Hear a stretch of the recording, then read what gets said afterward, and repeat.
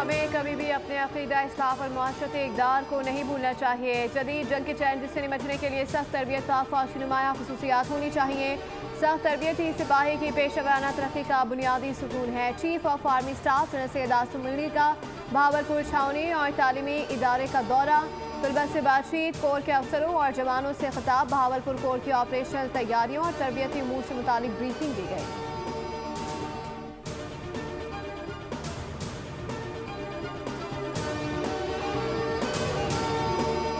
मौलाना हामिदुल हक पर होने वाले खुदकुश हमले की तहकीकात का दायरा पेशावर तक वसी कर दिया गया। दारुल उलूम हकारिया में दहशतगर्दी के वाक़े की तहकीकात में दर्जनों ट्रांसपोर्टर्स भी शामिल तफ्तीश। पेशावर, नौशहरा समेत मुख्तलिफ इलाकों से लोकल गाड़ियों और मुख्तलिफ गाड़ियों के मालकान और ड्राइवर्स से भी तहकीकात की जा रही हैं। मुख्तलिफ मकामात पर लगने वाले खुफिया कैमरों की रिकॉर्डिंग भी हासिल कर ली गई।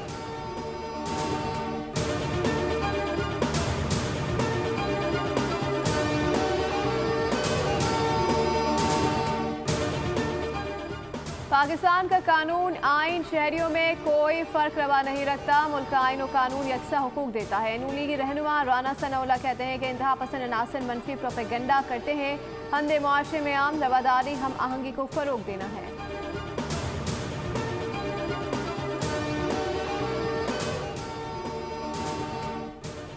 ताकत का इस्तेमाल करें तो उस पर रद्द अमल आ सकता है। वज़ीर आला बलूचिस्तान सरफराज मुफ्ती सड़कें बंद करने के अमल को गैर मुनसिफाना करार दे गए। कहा कि सूबे में हुकूमती अमलदारी बरकरार है। अदालती अहकाम के बावजूद शाहराहें बंद कर दी जाती हैं।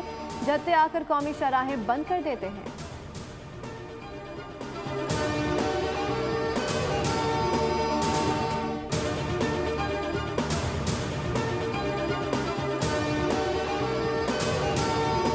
मोटरवे पुलिस की ओवर स्पीड गाड़ियों के खिलाफ मुहिम का आगाज हो गया। तर्जुमान मोटरवे पुलिस के मुताबिक मोटरवे पर 150 किलोमीटर से तेज चलने वाली गाड़ी बंद कर दी जाएगी। कवानीन की खिलाफ वर्जी पर जुर्माने के साथ FIR भी दर्ज होगी। 3 लेन वाली मोटरवे पर कार की हद रफ्तार 120 किलोमीटर फी घंटा है। पब्लिक ट्रांसपोर्ट गाड़ियों की हद रफ्तार 110 किलोमीटर फी घंटा है।